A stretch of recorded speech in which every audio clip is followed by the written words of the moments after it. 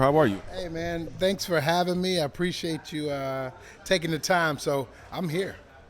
Yes, indeed. So, over the course of time, we've seen sports, we've seen culture, we've seen technology kind of just merge and form this marriage. What is your input on just seeing sports, technology, and culture merge? And you're here at VeeCon here in Los Angeles. Yeah, it's obviously it's that intersection that where everything meets, right?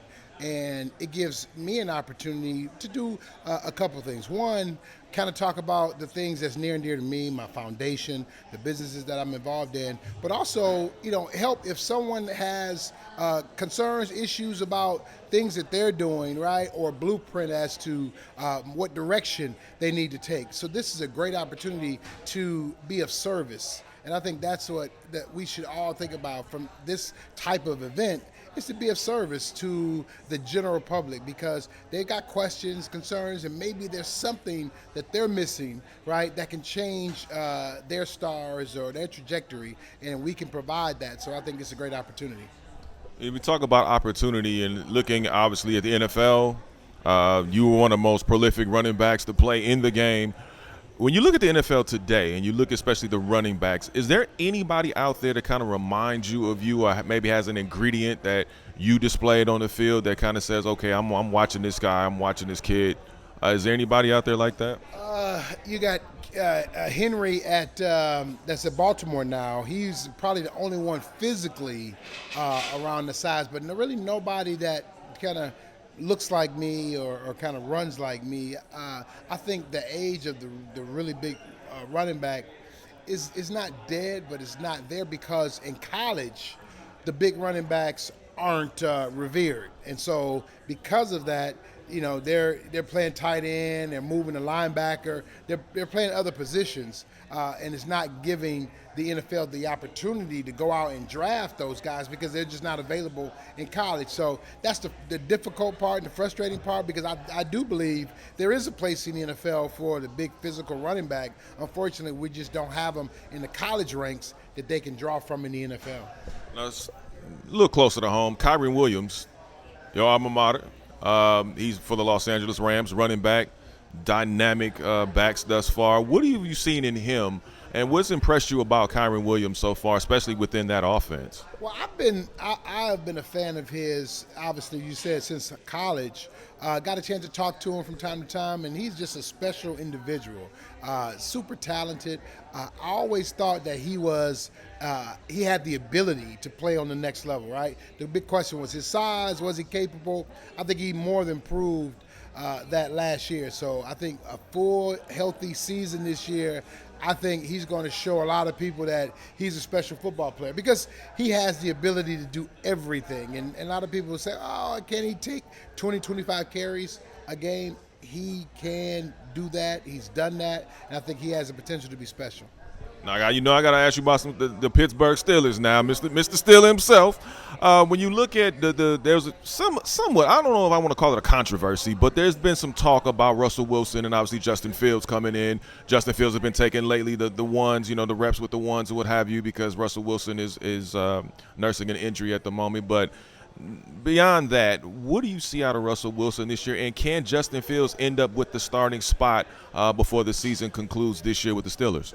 You know what? I think it's anybody's ball game right now with which quarterback takes the reins week one. I think it'll be decided probably in the next 2 to 3 weeks. Russell Wilson hasn't gotten an opportunity to really get ingratiated with the offense. He hadn't been really in heavily. So I think you're going to get a heavy dose of Russell Wilson. Now you get an opportunity to see which guy is more than capable in the offense. It's one thing to obviously play the position. Both guys super talented.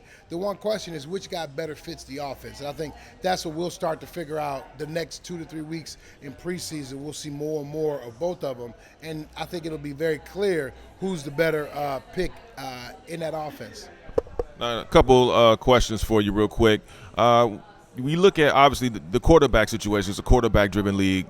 Anybody not named Patrick Mahomes or Lamar Jackson or Josh Allen. But when I look at CJ Stroud, the phenomenal year that he had in his rookie year, second year is always that real test year. Hey, are you for real or is it just a fluke? What do you see out of CJ Stroud, and how can he elevate this Houston Texans team, especially now that he has Stephon Diggs and so many other weapons on that offense? Well, I think first of all, the team, the organization did a great job of helping him. Now, obviously, you got a special talent. Now you want to add pieces around him. They brought in Joe Mixon. They brought in Stephon Diggs. Now you round out that group. They're already talented. Now you make it very difficult to stop your quarterback, right? Now you got a running game that you want to impose their will, and now you come out and you're a different version of yourself. So I think, when you look at that Texans offense, it should evolve from last year to this year. It should look different, obviously, because you want to give the defense a different look. You come back with the same thing that you did last year, you're going to be in trouble because they're going to be prepared for that. So you have to evolve as well, and I think it was great to see the organization evolving, bringing in Joe Mixon, knowing that, hey, we've got an opportunity. Let's take advantage of it now. Now, on the collegiate level, we know there's about basically three good leagues, obviously. There are three leagues in the college: Big 10, Big 12, and then the SEC. Yes, we know about the ACC, but listen, we know about the Big Three. And preferably Notre Dame and that defense, who's been absolutely ferocious in the last couple of years. What have you seen out of Notre Dame's team, and especially this defense? And then also, what team stands out to you on the collegiate ranks? I know we talk about Ohio State, Oregon, Texas, Georgia, Bama, but who stands out to you in that way? Yeah, so obviously the college landscape has changed so much, right? So the question is, who's going to have pole position from a start of the season perspective, and the way I look at it. In college, it's about the quarterback as well, right? Which quarterback is going to be special, right? And when you look at the landscape, I think the one quarterback back at Georgia is the favorite to be really one of the best quarterbacks in college football. So that tells me Georgia is going to be really good, a really good football team. They've always had a really good defense historically. So that tells me I believe Georgia, in the SEC will be strong, but also Texas. When you look at Texas, what they've been able to do, they're going to have a strong roster, really good football team. So you're going to have a couple really good teams in the SEC. The Big Ten is a little harder to figure out, right? You've got the addition now. You got Washington coming over, USC, UCLA.